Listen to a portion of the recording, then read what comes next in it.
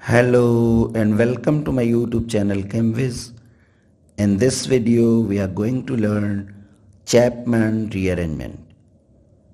In this rearrangement, an aryl amino ether under high heating condition rearranges to N N-diaryl amide. Mechanism of Chapman rearrangement. O-aryl amino ether has lone pair of electrons on nitrogen. Because of this, it acts as a nucleophile.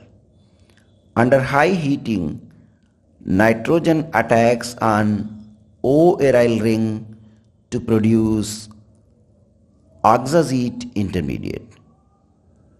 Two more resonating structure of this oxazete intermediate involving negatively charged ring can be drawn like this.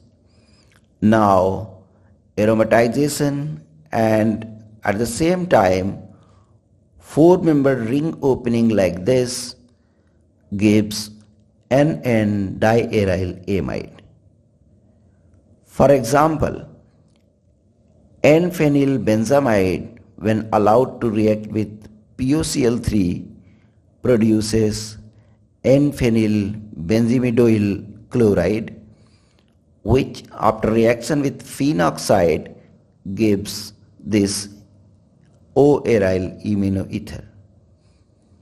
This O-aryl amino ether upon heating at 300 degrees centigrade undergoes Chapman rearrangement to produce N N-diaryl benzamide. That's all in this video. Please subscribe my channel and press the bell icon if you like this video. Thank you very much for watching this video.